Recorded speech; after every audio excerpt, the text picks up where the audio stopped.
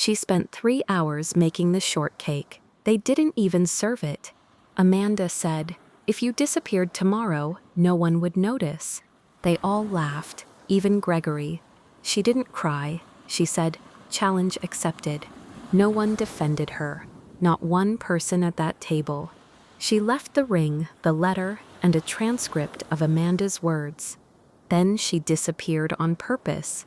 When she reappeared, it was on stage, under her own name. Patricia watched. Amanda froze. Gregory finally understood. But she wasn't trying to be seen anymore. She already was. Here's the full story.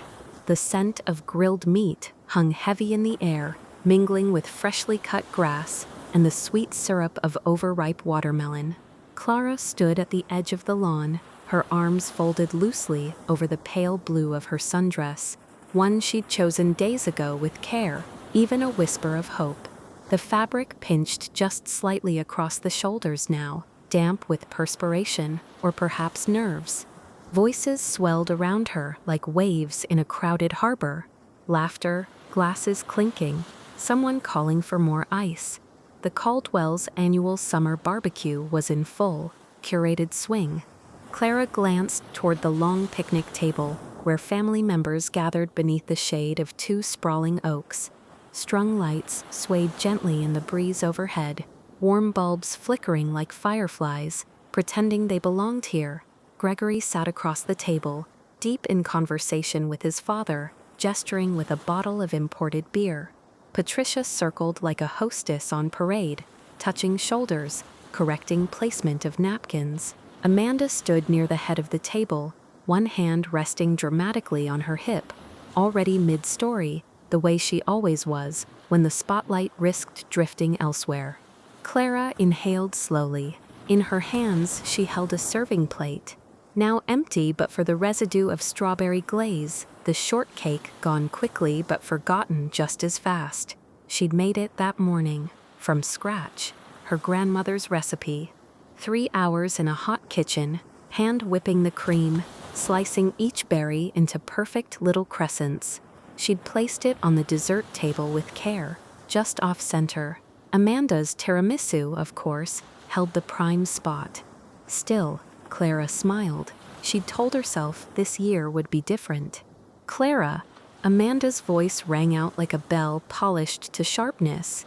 Clara turned, already bracing. "That new bakery you're working with, it's the one with the neon monstrosity outside, right?" The conversation paused. Clara stepped forward. "It's vintage-inspired," she said, voice level. They wanted to honor the building's roots. It was one of the first Italian patisseries in the city back in the 40s. Amanda tilted her head, eyes gleaming with amusement. How charming. "Still, if you disappeared tomorrow," she took a slow sip of wine, the smirk already forming. "No one would even notice." There was a beat. Then laughter, bright, careless, echoing around the table. Gregory chuckled. Patricia dabbed at her lips with her napkin. Even Uncle Frank, half-deaf and mostly disinterested, joined in with a wheezing chuckle. Clara didn't move. The plate in her hands suddenly felt absurd, a flimsy shield. Her heart thudded once hard, then went quiet. A strange stillness took root inside her, not rage, not tears, just clarity.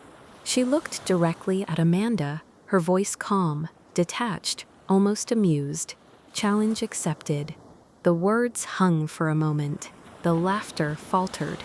Amanda's smirk twitched. Gregory's brow creased faintly. Clara held Amanda's gaze for one more breath, then turned away, as though the conversation, no, the performance, had ended. She set the plate down on a nearby table, gently, precisely. The air felt suddenly lighter, as though something invisible had snapped. From a distance, someone called for brisket. Patricia clapped her hands to summon the caterers. The moment passed like a dropped glass no one wanted to admit hearing. Clara didn't speak again for the rest of the afternoon. She walked slowly through the gathering, smiling at small children, refilling her drink once, offering polite nods to passing guests. But inside, something had shifted. That night, as they drove home in silence, Gregory checked his phone, muttered something about Tokyo flights. Clara looked out the window, the streetlights sweeping across her face like a silent metronome. The decision was already made. She would disappear, but not quietly, not invisibly, not like Amanda imagined. This time, the vanishing would be deliberate, and the reappearance inevitable. Before the comment at the barbecue, before the laughter, before the silence on the drive home, and the weight of 7 years pressed against her chest like a stone she couldn't name, Clara had been in love. Not in the dreamy, cinematic way people sometimes mistook for permanence, but in the quiet, breathless, real way. The kind that snuck up on you in the in-between spaces, when someone remembered how you liked your coffee, or noticed you were shivering before you did. That kind of love. She'd met Gregory during her final year at university in a campus coffee shop where she worked evenings to chip away at tuition. He was a business major with polished shoes and a scholarship bearing his family name. She was a design student with ink-stained fingers and a collection of thrifted scarves she used as hairbands and napkins, depending on the day. He first walked in half an hour before closing, clutching a weathered copy of The Tipping Point and asking for a double espresso, like he needed to win a race no one else had entered.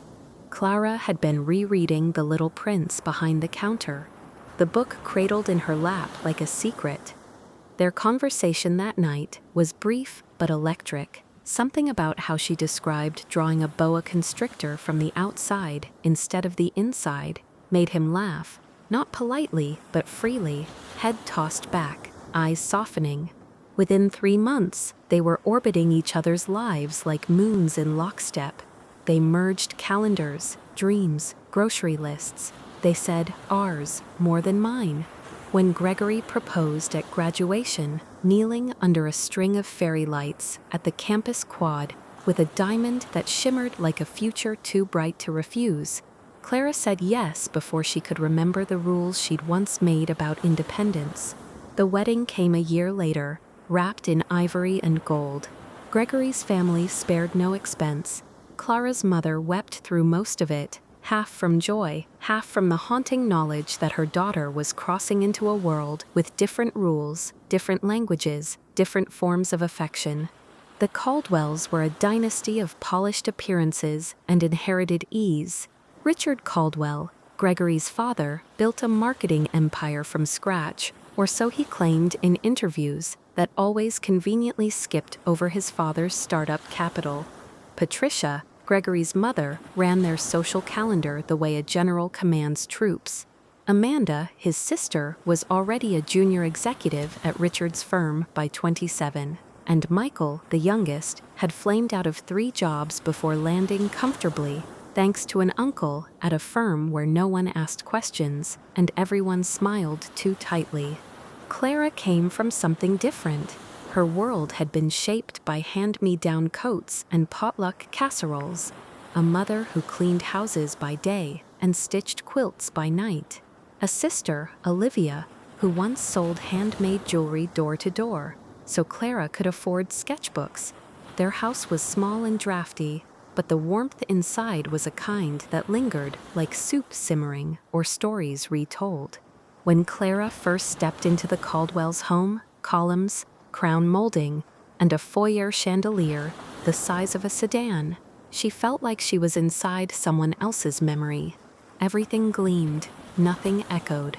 She smiled too much, those first visits, nodding through wine pairings she didn't understand, and complimenting decor she didn't quite like. Patricia called Clara's design work adorable more than once, in the tone reserved for papier-mâché projects and elementary school finger paintings. Richard explained the basics of branding to her over dinner, as if she hadn't already built a modest but loyal client base from scratch. Amanda once corrected her pronunciation of Viognier during a toast, then clinked glasses as if nothing had happened. "Just trying to help you fit in," Gregory would murmur when Clara voiced her unease. That's how Amanda shows love. But Amanda's love felt like a dentist's drill, persistent, precise, and barely masked by Novocaine. Still, Clara tried. She showed up early to family functions. She learned the unspoken dress codes. She hand-lettered birthday cards and volunteered at Patricia's charity events. When she landed a dream client, a boutique bookshop downtown, Amanda suggested they probably just liked the novelty of having a Caldwell-adjacent designer. Gregory didn't mean to disappear, but bit by bit he did. When his company offered him a chance to lead a new division, it came with travel. Weeks gone, weeks alone. Clara, without discussion, became the keeper of the home, managing bills, doctor's appointments, and her slowly shrinking freelance roster. Her days narrowed to errands and silence, her nights filled with light from a phone screen, waiting for a text that said, "Sorry, caught up in meetings." Then came the miscarriage. 11 weeks in, barely enough time to whisper it aloud. The cramps were sharp and unrelenting. The silence afterward, worse. Gregory offered to come home. He didn't. Patricia sent a vase of lilies. Amanda sent a text about stress. Olivia came, with soup, with silence, with held hands and breath and tears that didn't need explaining. Clara knew something had cracked, not just the future they'd imagined, but something deeper, like a seam along the edge of a painting where color had always masked fragility. She buried it, as she'd been taught, smiled when the neighbors asked, said things like "next time" and "just resting," but the truth of that emptiness had settled into her bones. By the time the next summer rolled around and Patricia began planning the annual barbecue with her usual precision, Clara knew somewhere in the quiet center of herself that she wasn't just tired, she was fading. And no one in that house, not even Gregory, seemed to notice. Clara stood in front of the pantry, fingers still curled around the handle of her grandmother's glass cake carrier. The strawberry shortcake rested neatly inside. Tiers of golden biscuit, whipped cream, and hand-sliced berries swirled like sunlight trapped in sugar. She had spent her morning perfecting it because it was one of the few things that had ever drawn genuine compliments from the Caldwells. A small triumph, repeated annually. A brief moment of belonging. Patricia's voice sliced through that memory like scissors through fabric. "Oh, Clara, dear, you didn't need to bring anything. The pâtissier has desserts well in hand." Then, with a quick glance toward the cluttered shelf near the pantry's back corner, "But how thoughtful. Perhaps just tuck it there." The shelf already bowed beneath lesser offerings. A plastic-wrapped store-bought pie, a tin of brittle, an unlabeled tray covered in foil. Clara placed her shortcake beside them gently, as though the shelf itself might take offense. Behind her, Patricia resumed her hushed instruction to a catering staffer. "Make room for Amanda's tiramisu.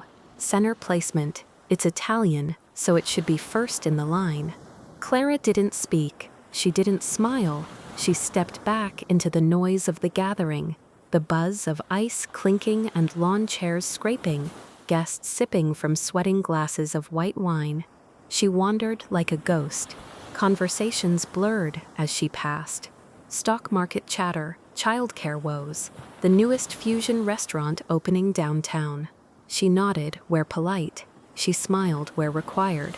When offered a seat, it was always temporary, a polite placeholder until someone more familiar came along. A cousin, a business partner. Charlotte, Michael's wife, received warm embraces and lingering compliments on her silk jumpsuit. Patricia introduced her to a group of financial donors as our Charlotte, the pediatric surgeon. Clara was introduced only once that afternoon. Gregory's wife, Patricia had said, before moving on to refill a guest's drink. Later, she caught Gregory's eye across the lawn. He raised his glass in a distracted half-greeting before turning back to his conversation. She watched him speak, hands animated, face flushed with pride, as Richard boomed his approval over some negotiation Gregory had handled for the Tokyo expansion. Timing's everything, Richard said loudly. And Gregory here? He gets that. That's what makes him Caldwell material. Caldwell material. The words hung around Clara's neck like invisible chainmail. She tried again to make space for herself at the gathering. She approached a small cluster of guests near the pergola, joining a conversation about local art galleries. When she mentioned a client of hers had just completed a mural downtown, Amanda's voice cut in before she could finish. "Oh, is that the one with the neon abomination? I drove past it. Looked like something out of a Vegas sideshow." Clara inhaled slowly, willing herself to remain calm. "The signage is vintage-inspired. The owners wanted to honor the building's original roots." Amanda blinked, her smile too wide. "That's adorable, Clara, truly. Still, if you disappeared tomorrow, no one would even notice. That's how gripping this conversation is." Laughter erupted around them. Patricia tittered behind her napkin. Richard chortled, and Gregory, her husband, let out a quiet chuckle before taking another sip of his drink. The sound was deafening. It rang in her ears, sharp and clear like cut crystal, smashing against concrete. Clara's spine straightened, her eyes locked onto Amanda's. Her breath came slow. She didn't flinch. Instead, she raised her paper plate, still holding a half-eaten hot dog, and offered it in a solemn mock toast. "Challenge accepted," she said, voice low but unmistakable. A beat of silence followed. One heartbeat, two. Amanda blinked. Her smile slipped, then quickly returned, more strained now. Patricia's voice rang out like a reset button. "Who's ready for brisket?" The table scattered, the moment dismissed. But Clara felt it. Something had fractured, silently and irreversibly. The afternoon passed in a soft, surreal blur. The sun dipped lower, casting long shadows across manicured hedges and cocktail napkins. Music played faintly from hidden speakers. Laughter continued, but Clara had stopped hearing it. She was watching how they moved, how easily they existed in this orbit. Gregory flowing through the lawn like it belonged to him. Amanda, ever the star. Patricia, a conductor with a glass of Sauvignon Blanc. And her, always adjacent, always permitted. As the sun kissed the edge of the horizon and the guests began to drift toward the back patio for dessert, Clara sat alone at the far edge of the garden, beneath an ornamental dogwood that bloomed pink despite the season. 7 years. 7 years of swallowing words and biting smiles, and reshaping herself to fit a life that had only ever offered her a guest pass. 7 years of excuses made on behalf of others, of silence mistaken for harmony. But that silence, it was breaking. Not in a scream, not in fury, but in resolve. A slow rising within her, a knowing. Later, in the car, Gregory would tap away at his phone, murmuring about flight times and luggage weight limits. And Clara, still staring out at the falling light, would know, with a strange calm certainty, that this life, this version of herself, was no longer enough. The leaving wouldn't be dramatic. It would be exact, deliberate. It had already begun. The house was still, too still. Gregory's golf clubs were gone from their usual place by the door, and the faint trace of his cologne still lingered in the hallway, a scent that once comforted Clara but now felt like static in the air, invisible but distracting. The clock on the wall ticked past 9 a.m., each second punctuating the silence. She stood in the doorway of her office, the morning light diffused through the linen curtains, painting the room in quiet resolve. Her desk was tidy, more so than usual, but everything was waiting for her. She sat slowly, fingers resting on the keyboard, no hesitation, no dramatic pause. She already knew where to begin. Her bookmarks were open, tabs of apartment listings in Seattle and budget spreadsheets. A blank document waited beside them, like a white doorway. She typed, "Dear Gregory," then stopped. No, not dear. She deleted the word, started again. "Gregory." And the letter poured out, not emotional, not barbed, just factual, measured. She explained she was leaving, that she had taken only what belonged to her, that she had paid her half of the mortgage and utilities, that she would not be reachable for a while, not out of cruelty, but necessity. "I need time," she wrote, "to hear myself again." She placed the letter in an envelope and slid it onto the kitchen counter, just beside the fruit bowl. Then slowly, she removed the ring from her finger. It made the faintest sound as it met the granite, like a coin dropped in water. But that wasn't the bombshell. That came next. She reached into her bag, unfolded a small sheet of paper she had torn from her sketch pad. Her handwriting was careful, deliberate. No emotion, just a transcript. "If you disappeared tomorrow." Amanda Caldwell, spoken July 22nd. Caldwell Family Barbecue, 3:42 p.m. She placed it beside the ring. She didn't need to explain it. She wasn't trying to start a fight. She wasn't even angry anymore. Just done. In that moment, Clara wasn't leaving because she was broken. She wasn't even leaving because Amanda had said it. She was leaving because of everything that had come before and Gregory's silence after. The truth wasn't that Amanda had said something cruel. The truth was that no one had defended her. Not one person at that table had looked up and said, "That's enough." Not even him. That was the bombshell. Not shouted, not slammed, just laid bare in ink and silence. By the time Gregory returned from his game, Clara was already gone. And the house? It was still, too still. The front door clicked shut behind her with the faintest resistance, like the house itself hesitated to let her go. Clara didn't look back. Outside, the driveway shimmered under a late summer haze, heat rising from the pavement in invisible waves. Her car waited at the curb, packed with only the essentials, a few boxes of clothes, her hard drive, a folder of client contracts, and the pale ceramic mug Olivia had painted for her in high school. She slid into the driver's seat, closed the door, and rested her hands on the steering wheel. No tears, not yet, just breath. Then the ignition turned, the engine hummed, and with it, her new life. The first few hours on the road passed in silence, broken only by the rhythmic swish of the wipers sweeping away the occasional bug splatter, or the quiet exhale of the air conditioner. Clara didn't play music, the sound of her own thoughts, finally unaccompanied by someone else's expectations, was music enough. She reached Seattle just as the sun dipped below the horizon, the city cloaked in a soft violet dusk. Olivia's apartment key sat cool in her palm, and the lock turned easily. A small furnished studio, walls still scuffed with a former tenant's picture hooks, and a faint scent of sandalwood in the curtains. It wasn't beautiful, not yet, but it was hers, entirely. The next morning, Clara woke before the alarm. No familiar weight in the bed beside her, no coffee brewing automatically, no oversugared calendar hanging on the fridge with dinner parties and golf outings she never wanted to attend. She stretched, padded across the wood floor, and opened her laptop, one tab after another, email, bank accounts, client portals.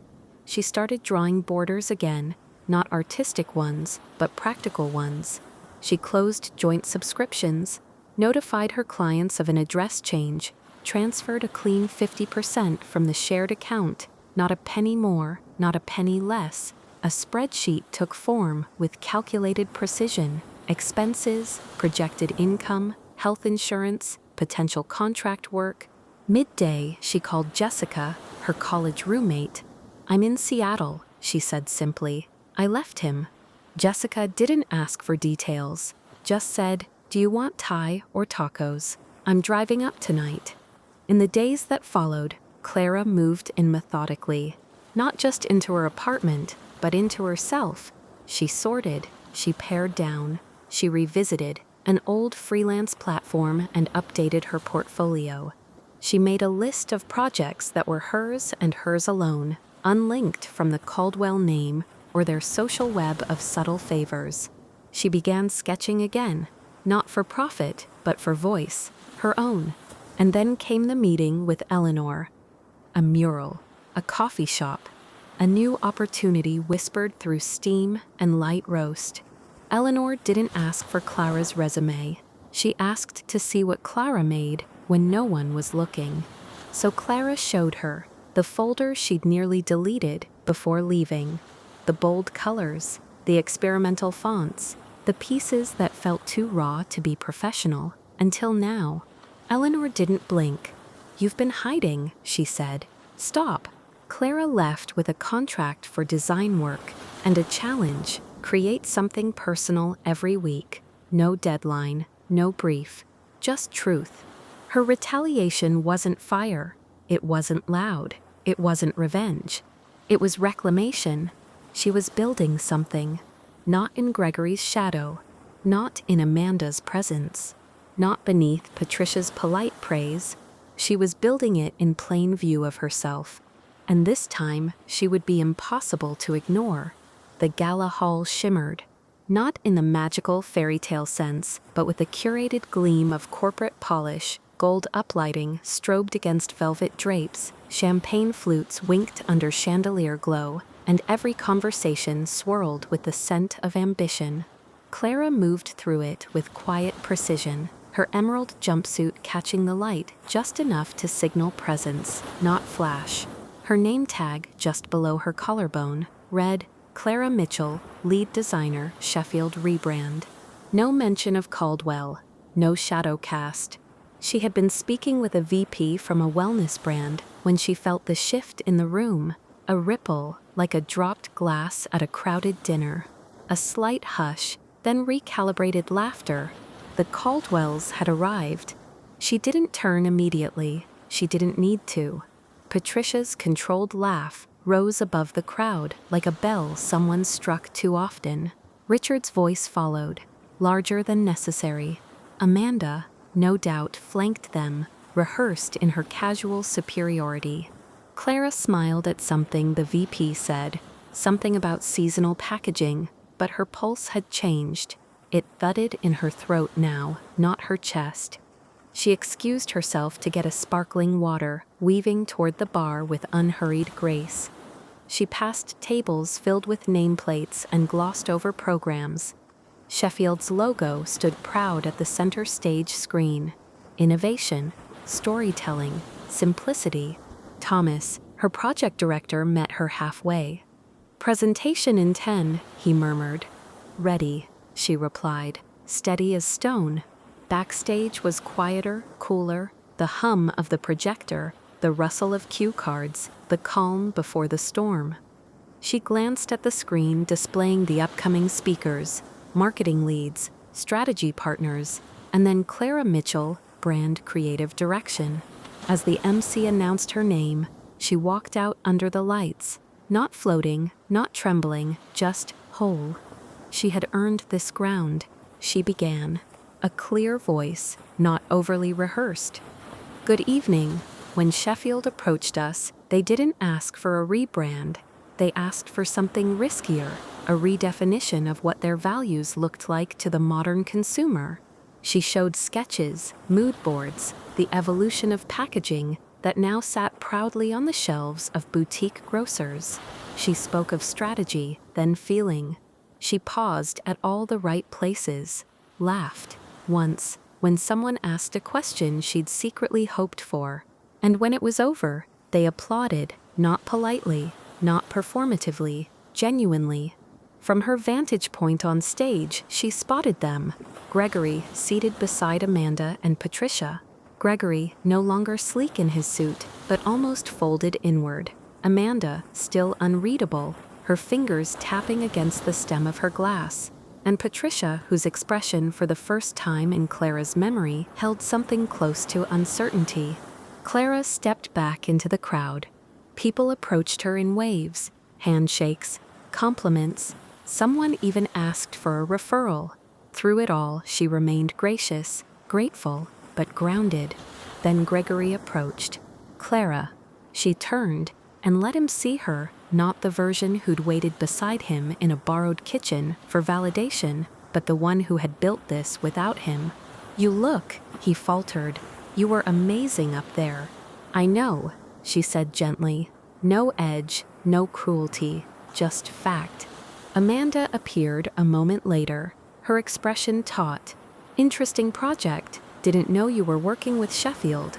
"Westwood's lead on it," Clara replied simply. "I've been with them since spring." Patricia hovered behind Amanda, her mouth pressed into a practiced smile. "We've missed you at the table, Clara." Clara looked at her calmly. "It's hard to miss someone you never made room for." The silence that followed wasn't dramatic, it was precise. People nearby, industry insiders, brand executives, glanced over, not for gossip, but to understand what had just cracked in the air. Amanda's posture shifted. Patricia said nothing. "And Clara," she nodded politely. "Excuse me, I promised the Westwood team I'd join them for a toast." As she turned to walk away, the room didn't spin. Her heartbeat didn't gallop. She simply felt light. She had spoken no insult, made no scene. She hadn't needed to. The performance was over, and for the first time, they all saw her, clearly. It didn't happen all at once. There was no dramatic fallout, no yelling in hallways or slammed wine glasses, no public scene. Just a quiet unraveling, slow, almost dignified. In the days after the gala, word spread. Not gossip, exactly, just recognition.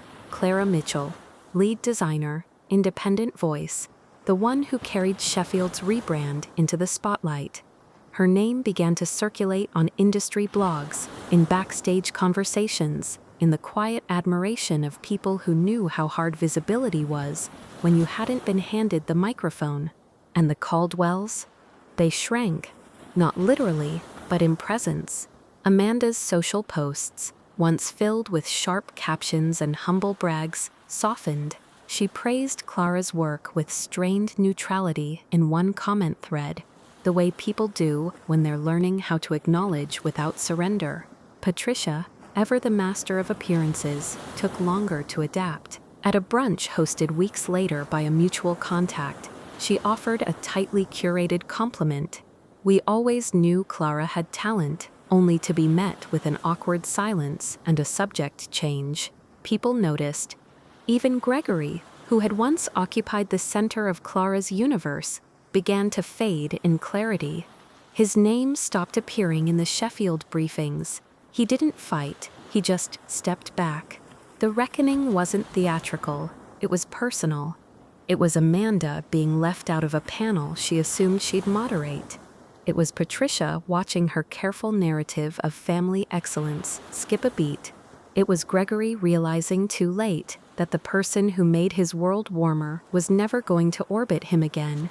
They weren't ruined, just finally made visible, flawed, fallible, and no longer untouchable. Clara sat alone on the balcony of her rented apartment, legs tucked beneath her, a chipped ceramic mug warming her palms.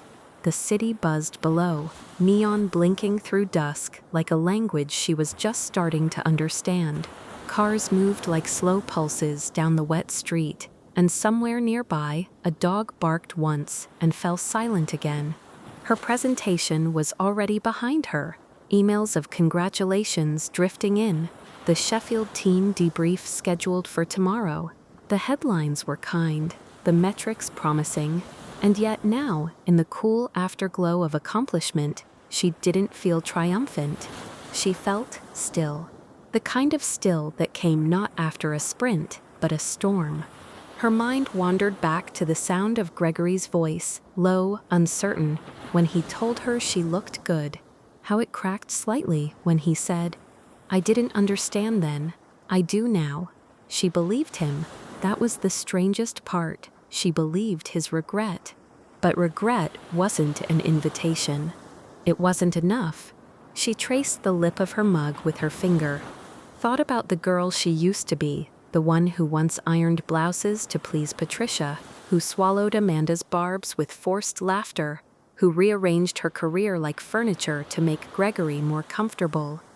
That girl had tried so hard to belong. And now, she didn't want to belong to anyone who required her to shrink.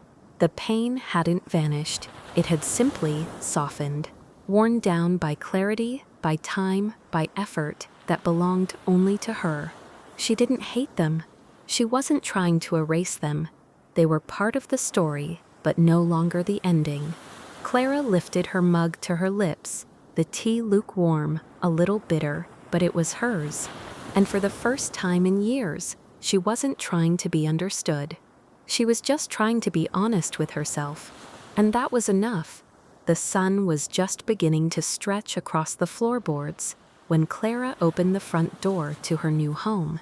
It was modest, a single-story cottage tucked into a quiet Seattle neighborhood, the kind where neighbors exchanged homegrown tomatoes on porches and kids chalked dragons onto the sidewalk.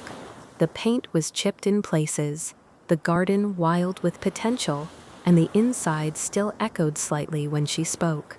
But it was hers, purchased with her own earnings, chosen entirely on her own. She moved slowly through each room that first morning, barefoot, the wood cool beneath her. In the kitchen, sunlight pooled on the counter, highlighting a stack of clean dishes and a coffee pot just beginning to gurgle. She reached for her mug, the same chipped one she'd carried from the apartment, and held it beneath the steady pour. Outside, a breeze stirred the lilacs she had planted last weekend. The petals brushed the window like fingertips. Clara stood there, watching, the warmth of the mug sinking into her palms, the scent of earth and bloom mingling in the air. Her phone buzzed on the counter. Another new inquiry, a potential client. She let it ring. Today, she didn't need to respond immediately. The work would be there. The world would wait. Right now, she wanted to savor this quiet victory. Not the gala stage, not the applause, but this, the gentle hush of a home where every choice had been her own. She exhaled deeply, not as someone escaping a storm, but as someone stepping fully into the light that followed it. The journal lay open on the kitchen table, its spine soft from use, pages wrinkled at the corners. A candle flickered nearby, not for light, just warmth. Clara sat with a pen in her hand. The window beside her cracked slightly open. Evening had settled in with the hush of rain against the rooftop, a steady rhythm like breath. She wrote slowly, not for an audience, not even for clarity, just for truth. Sometimes we must disappear from the narratives that erase us. The ink bled slightly into the page, the words soft-edged but unwavering, not to vanish, but to reappear somewhere else on our own terms.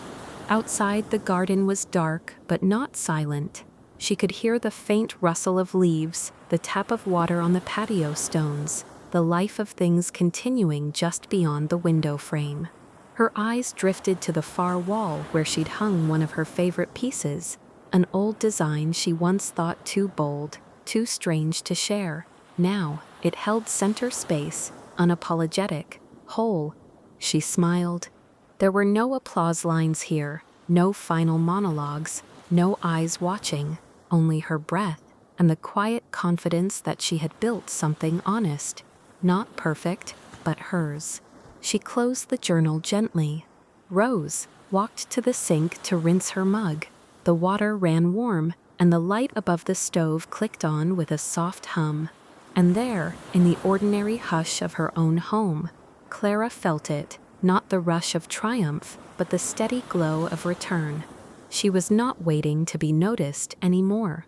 She was fully present in her own life, and in that presence, she was finally free.